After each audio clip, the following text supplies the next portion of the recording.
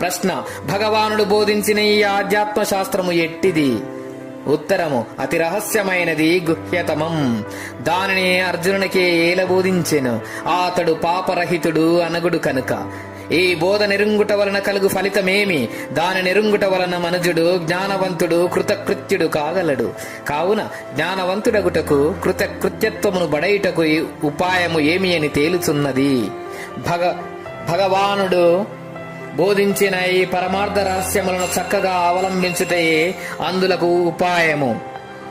ఓం ఇతి శ్రీమద్భగవద్గీతాసూపనిషత్సు బ్రహ్మ విద్యాయాం యోగశాస్త్రే శ్రీకృష్ణార్జున సంవాదే పురుషోత్తమ ప్రాప్తి యోగో నామ పంచదశో అధ్యాయః.